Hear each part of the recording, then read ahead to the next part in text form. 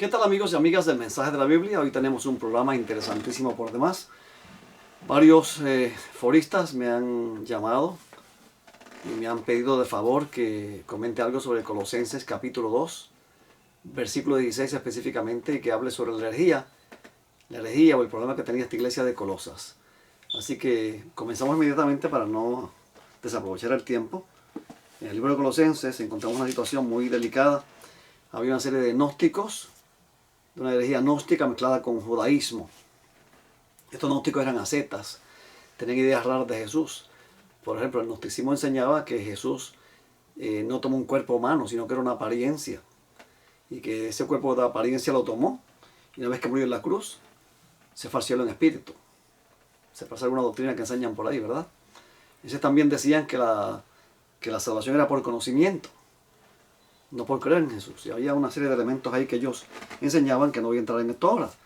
Pero también eran muy ascetas. Eran muy estrictos con su religión, con las comidas, con las bebidas, y tenían una serie de restricciones terribles, estos ascetas gnósticos, y mezclados con los judíos farisaicos, peor todavía.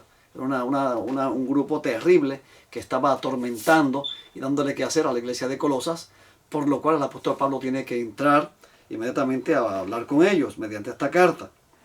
Entonces, él siempre le dice a ellos que yo estoy orando por ustedes. Dice en el capítulo 1 y versículo 3, estoy orando por ustedes. Hoy he oído de vuestra fe y del amor que tienen hacia los santos, ¿verdad? Y entonces comienza en el versículo 15 a hablar de este supuesto problema. Él dice, del versículo 15 al 17 al 18, habla de Cristo como primogénito. Hacerle claro a estos hombres que Cristo realmente fue un hombre. Fue el primogénito de Dios aquí en la tierra. Fue nacido en carne. Y como primogénito ocupa un lugar de preeminencia sobre toda la creación. Porque no solamente él era el primogénito aquí en la tierra, sino que él existe antes que todas las cosas. Y por cierto, él no era un semidios como lo veían estos gnósticos, que pensaban que el Dios dejó con un demiurgo o un semidios creara todas las cosas. Él se sentó allá a contemplar mientras el demiurgo creaba todo por él. Y esta idea de un Dios menor era propia también del gnosticismo. Mira qué interesante. Y por eso es que el apóstol Juan dice que todo aquel que diga que Cristo no viene en carne es el anticristo. Proclama el espíritu del anticristo, pensando en estos gnósticos. Pero que estos de Colosas eran peor aún que los que Juan estaba mencionando. Dice que en el versículo capítulo 2, y por cierto, antes de ir en el capítulo 2 y versículo 9, dice, porque en él habita corporalmente toda la plenitud de la deidad. Cristo no es un semidios, un demiurgo, él es Dios al igual que el Padre. En él habita toda, no 3/4 partes, no 98%, sino el 100%, toda la plenitud de la deidad, de la cualidad divina. Lo que es el Padre, lo es también el Hijo, que es lo que dice Juan 1:1. Entonces, comenzamos entonces aquí ahora al capítulo 2 y versículo 8 para analizar esta herejía que esta gente enseñaba. Mirad que no haya nadie que os esté llevando cautivos por medio de filosofías y huecas sutilezas, según la tradición de los hombres, conforme a los principios elementales del mundo y no según Cristo. Así que note usted la herejía de esta gente. Huecas sutilezas, filosofías y huecas sutilezas según la tradición de los hombres. Aquí no estamos pregando con elementos del Antiguo Testamento, ni estamos pregando con elementos del Nuevo Testamento, de la Biblia ni de la palabra de Dios, sino con una tergiversación basada en filosofías y huecas sutilezas según la tradición de estos falsos maestros que estaban allí atormentando a la iglesia de Colosas con estas ideas.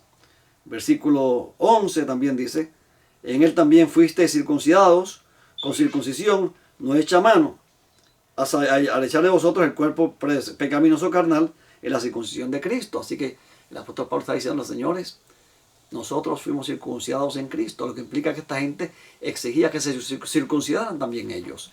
Y Pablo dice, señores, Cristo es nuestra circuncisión, por si acaso. Luego dice, en el versículo 14, cancelando el documento de deuda en contra nuestra, que nos era contrario, o que consistía en ordenanzas, y que nos era contrario, quitándolo de en medio y clavándolo en la cruz. Así que aquí el apóstol Pablo utilizó una palabra lo más interesante, hierógrafon. No tengo espacio aquí para escribirla por ahí, pero el hierógrafon es el documento de deuda. En la Biblia del oso, en el 1602, Casiodoro de Reina escribió la ley ritual, o la ley expresada en el orden de ritos. En el año 1960 esto cambió y se escribió el acta de los decretos, porque heir es una palabra compuesta de escritura y mano. Mano, heir, y grafón, escritura. Así que lo escrito a mano decían Casiodoro de Reina y Cipriano de Valera que era la ley ceremonial, la ley ritual que escribió Moisés. Pero entonces en el 1960, se pensó que podía aplicarse a la ley en general, incluyendo los 10 mandamientos, y ahí cambiaron la expresión ley ritual o la ley de orden, o la cédula de los ritos, lo cambiaron por el acta de los decretos, para tratar de meter ahí los mandamientos y el sábado. Pero aquí dice una frase que es importantísima, que mucha gente pasa por alto. Esta palabra hierógrafo, antes de entrar a esta frase, esta palabra hierógrafo significa documento de deuda. Es la nota que tenía el dueño de la tienda con los nombres de las personas que le debían dinero. Y cuando le pagaban decía cancelado, le escribía cancelado encima. Así que eso es un documento de deuda. El apóstol Pablo dice que Cristo canceló nuestra deuda con Dios. Y dice él que consistía en ordenanzas y que nos era adversa. Si vamos al libro de Deuteronomio, capítulo 31, versículos 25 al 27, dice que esa ley que escribió Moisés, que Dios le dictó, que la redactó en un libro, en un rollo, dice que era un testigo contra ti. Fue puesta al lado del arca como testigo contra ti. Nos era contraria. ¿Por qué? Porque la ley ceremonial, la ley del rollo, la ley que estaba envuelta en ese rollo, decía que tú le debías a Dios. Era tu deuda de pecado. Decía, cometiste este pecado, pues tienes que ofrecer esta ofrenda, o este holocausto, o esta oblación, o este sacrificio. Todo estaba especificado en el rollo de la ley que escribió Moisés, en el rollo de esa ley, que fue puesta al lado del arca, mientras que el decálogo fue escrito por Dios y puesto dentro del arca, dentro de ese mueble que se llamaba arca, que tenía 2 querubines de oro, donde se revelaba y se manifestaba la presencia de Dios, la chequina. Así que entonces, el apóstol Pablo está diciendo aquí que la ley que fue abolida fue el hierógrafo, la ley que fue anulada, cancelada, abolida, terminada, fue el documento de deuda, la ley ceremonial, que no será contraria. Ya tú no tienes que ir a la iglesia o al santuario o al templo llevando un animalito para sacrificarlo. Cristo pagó tu deuda con su propia sangre. Él es el Cordero de Dios que quita el pecado del mundo y ya Él canceló tu deuda. Eres libre en Cristo. Entonces, en el versículo 15 dice, y despojando a los principados y a las potestades, los exhibió públicamente, triunfando sobre ellos en la cruz. ¿Qué forma de triunfar? En la cruz, Cristo despojó los principados y las potestades. Desenmascaró a Satanás en la cruz del Calvario, muriendo por nosotros. Lo que Satanás jamás imaginó que Dios haría a través de su Hijo Jesucristo. Versículo 16. Por tanto, nadie os juzgue en comida o en bebida, o en cuanto a días de fiesta, luna nueva o sábados. 17. Todo lo cual es sombra de lo que ha de venir, pero el cuerpo es de Cristo. Paramos acá. Yo quiero que veamos brevemente este versículo en el texto griego. En el texto griego dice, me un tis humas.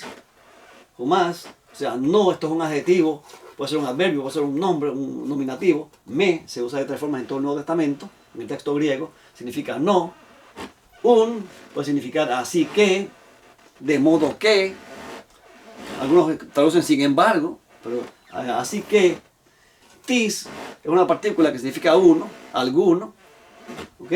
Así que si alguno, entonces humas, a vosotros. Si alguno, este pronombre humas en acusativo, a vosotros.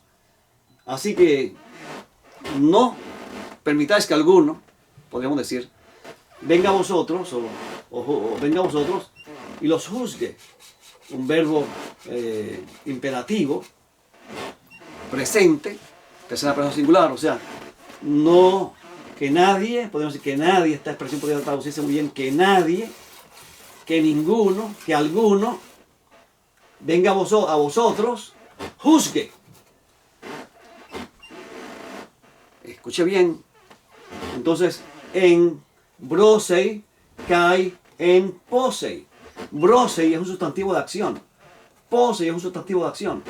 Las Biblias en su mayoría traducen comida y bebida. Nadie os juzgue en comida o en bebida. El problema con esas traducciones es que brosei y posei son dos sustantivos de acción. El acto de comer y el acto de beber. Por eso muchos comentarios bíblicos lo establecen claramente y dicen el acto de comer o el acto de beber, comiendo o bebiendo. Y muchas Biblias en el margen lo escriben así, y muchas Biblias comentadas también lo escriben así en el margen o en la parte de abajo en sus notas. Nadie os juzgue, os juzgue a vosotros, ¿verdad? Nadie os juzgue a vosotros en el acto de comer y en el acto de beber. O sea, aquí hay un problema con la forma que se comía y la forma que se bebía. Aquí no está hablando de broma y poma. Broma es comida y poma es comida. Pablo no dice, nadie os juzgue en cuanto a en broma o en poma.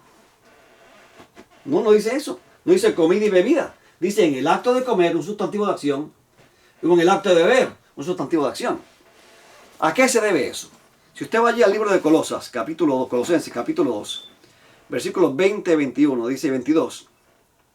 Pues si habéis muerto con Cristo a los principios elementales del mundo, ¿por qué como si vivieses en el mundo os sometéis a preceptos tales como no toques, ni gustes, ni manejes en conformidad a mandamientos y enseñanzas de hombres, cosas que están todas destinadas a destruirse con el uso? Así que estos maestros ascetas judaizantes decían, no puedes comer esto, no puedes gustar esto, no puedes manejar esos alimentos, estos días hay que ayunar, estas cosas se pueden beber, estas cosas no se pueden beber. Esto no tiene que ver nada con la que la Biblia llama en el Nuevo Testamento acatartos. En la Septuaginta se usa la palabra acatartos para lo inmundo. Esto no tiene que ver nada con lo inmundo. Son enseñanzas de hombres en conformidad a mandamientos y enseñanzas de hombres. Escuche bien. Y en el capítulo de versículo 8 dice que esta herejía estaba amparada en filosofías y huecas sutilezas según la tradición de los hombres y no según Cristo. Esto no tiene que ver nada con común e inmundo. Y yo leo muchos comentarios que enseguida aquí interpretan esto como comida y bebida y se lo aplican a Levítico 11. Aquí Pablo está diciendo que aquí había problema con lo inmundo. No será el problema. ¿Qué judío come inmundo? Ninguno. Mientras más fanáticos, menos todavía. Así que entonces el acto de comer y el acto de beber. Haciendo referencia a los versículos 20, 21, 22 y 23, donde se establece que estos falsos maestros prohibían tocar ciertos alimentos, comer ciertos alimentos, manejar ciertos alimentos o ciertas bebidas. Esto me acuerda de allí de Mateo capítulo 15, donde cuando estos fariseos vieron a los discípulos comiendo con las manos sin lavar, enseguida fueron a acusar a los discípulos con Jesús. Y le dijeron a Jesús, tus seguidores, tus discípulos, comen pan con manos impuras. Esto es sin lavar. ¿Saben por qué? Porque para ellos esa palabra koinos, impura, significaba inmundo, sucio, porque ese pan pudo haber sido hecho por gentiles. Y para los judíos, los gentiles eran inmundos, eran koinos. Por eso no entraron al pretorio aquellos hombres que entregaron a Jesús, para no contaminarse con Pilato, porque querían participar de la Pascua. Así que ellos consideraban a los gentiles koinos. Y entonces se lavaban las manos o lavaban las frutas y los platos y las cosas, no para sacarse el polvo, sino para quitarse la contaminación koinos, porque consideraban a estos gentiles koinos, inmundos, impuros. Por eso Jesús le dijo, lo que entra por la boca no contamina, sino lo que sale. Eso no tiene que ver nada con lo inmundo, sino que estas costumbres y tradiciones farisaicas eran tradiciones humanas inventadas por ellos, igual que lo que hacen estos maestros de Colosas. Juzgaban a los colosenses por la forma en que comían y la forma en que bebían. O sea, porque ellos no comían lo que ellos decían que tenían que comer y no se abstenían de comer o de tomar lo que ellos prohibían que se comiese o se bebiese. Es el acto de comer o el acto de beber. Así que vamos a resumir hasta aquí. Esta expresión podemos decir que nadie, ¿verdad? A vosotros, nadie a vosotros, o así que nadie, más así, o así que nadie a vosotros juzgue en el acto de comer y el acto de beber. Luego entonces aquí aparece una conjunción coordinadora. Acentuada, significa o. Así que si nadie os juzgue en el acto de comer o en el acto de beber, o, esta o es importante, porque muchos comentarios pasan esta o por alto y se van directamente en meré algunos comentarios. Entonces he visto algunos comentaristas que obvian esta ejía, esta e aquí. Entonces esta eta, que es una conjunción coordinadora, que va a coordinar todo el resto de la oración, y entonces dice en merei. En merei, merei viene de meros, que significa parte, pedazo, canto. Pero también la expresión en merei significa con respecto a, con relación a, con parte de o en parte de, con relación a. Tiene todos esos significados. Así que nadie juzgue en comida o en bebida, o en el acto de comer y el acto de beber, en cuanto a, o en cuanto a. Esta es importante. Si no dijera aquí, esta conjunción no estuviera aquí, y saltar directamente en merei, entonces yo podría decir entonces, como hacen algunos comentaristas, obviando esta conjunción aquí, podría decir que este merei significa que no comido o bebida en cuanto a la fiesta, a las lunas nuevas o los sábados. Pero este o es importantísimo. Nadie os juzgue en comida o en bebida, o con relación o en parte, o con relación a, o en parte a fiestas. Y es interesante que todo esto aquí es dativo. ¿Okay? Aquí tenemos el brosi en dativo, tenemos el posi en dativo, el merei es otro dativo, en es otro dativo, una preposición en dativo también. Pero en este momento esto cambia a genitivo. Todo cambia a genitivo. Ortés, neomías, sabatón. O sea, nadie os juzgue, a vosotros juzgue en el acto de comer, el acto de beber, o, en otras palabras, ni tampoco podríamos decir, en parte a las fiestas, o lunas nuevas, o sábados. Sábado está en plural, pero realmente indica un singular. Se refiere y aquí vemos un ciclo de anual, las fiestas, mensual, las lunas nuevas, o sábado, semanal. O sea que, en cuanto a estas prohibiciones farisaicas de brose y posei, que podría ser también asociadas con la comida y la bebida de los sacrificios, y en Hebreos 9, capítulo 9, versículo 10, se asocia con sacrificios. Podría también decir aquí que esta comida, esta bebida, está asociada con los sacrificios que se ofrecían en las fiestas, en las lunas nuevas y los sábados. Los sábados se ofrecían 2 sacrificios. Y Pablo dice, esto ya está abolido, esto ya cesó. En el 17 dice, eso es sombra. Así que lo que Pablo está diciendo es, nadie os usa a vosotros, no se dejen ustedes manipular, no se dejen ustedes influenciar por esa gente que dice aquí, coman esto y no coman aquello, pero en conformidad a mandamientos y enseñanzas de hombres. Porque déjeme decirle, lo inmundo en el Nuevo Testamento sigue siendo inmundo. A los espíritus inmundos, a los demonios se le llama espíritus inmundos. Babilonia es albergue de lo inmundo. En 2 Corintios 3:17 dice, no tocáis lo inmundo y yo os recibiré. Lo acátartos. Lo acátartos se asocia con los demonios, con lo inmundo, con Babilonia, no con nada bueno. Así que si Dios limpió lo inmundo, entonces los demonios son angelitos. Babilonia son angelitos también. Cuidado con eso. Confunden koinos, común, con acátartos. Y eso daremos un tema próximamente. Esté pendiente. Así que el apóstol Pablo lo que está diciendo es, nadie os juzgue a ustedes en el acto de comer o en el acto de beber. Ya explicamos eso en relación a los versículos 20 al 22. ¿Y por qué ellos prohibían, tenían esos ayunos y esas manipulaciones de comida y prohibiciones según la tradición de los hombres? ¿Por qué? Mira lo que ellos creían. Versículo 23. Tales cosas tienen a la verdad cierta reputación de sabiduría, en culto voluntario, en humildad y en duro trato del cuerpo, pero no tienen valor alguno contra los apetitos de la carne. El apóstol Pablo dice, usted puede ayunar todo lo que quiera. Puede ayunar 40 días como Jesús ayunó 40 días. Eso no hace nada contra los apetitos de la carne. Puede seguir las tradiciones humanas de esas personas, esas tradiciones humanas, esas filosofías huecas y vanas sutilezas amparadas en tradiciones humanas. Usted puede seguirlas, pero eso no tiene ningún valor contra los apetitos de la carne. El apóstol Pablo yo le había dicho a ellos, en Colosenses 1:28, a quien nosotros anunciamos, o sea, hablando de Cristo, amonestando a todo hombre y enseñando a todo hombre en toda sabiduría, a fin de presentar perfecto en Cristo a todo hombre. Pablo dice, señores, no es siguiendo lo que esos maestros dicen, no es volviéndose a setas y judaizantes, que usted logra la perfección cristiana, ni dándole duro trato al cuerpo, sino que somos perfectos en Cristo. Cuando somos justificados por la fe, estamos completos y cumplidos en Él. Ese es el poder del Evangelio. Y estos colosenses no creían esto. Estos maestros judaizantes enseñaban otra cosa totalmente diferente. Entonces en el versículo 17 dice, todo lo cual es sombra de lo que ha de venir, pero el cuerpo es de Cristo. Todo lo cual es sombra de lo que ha de venir. O sea, que estos elementos de comida y bebida muchas veces están mezclados con una mezcla de ascetismo gnóstico con judaísmo, una mezcla.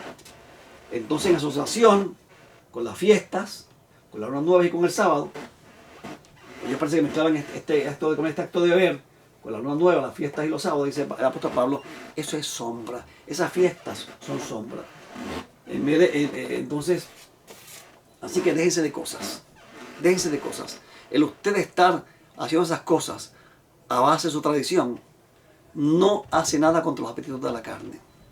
En Cristo estamos completos, porque en Él habita toda la plenitud de la deidad. Y después Él le dice en el versículo 10 lo siguiente, Colosenses 2:10, y vosotros estáis completos, o sea, cumplidos en Él, que es la cabeza de todo principado y potestad. Así que aquí, estos versículos de Colosenses 2:16, de 14 al 16, nada tiene que ver con el sábado. Pablo está diciendo, no guarden el sábado. Aquí el elemento es juzgar. No juzguéis. No juzguéis. Ni en comida, ni en bebida.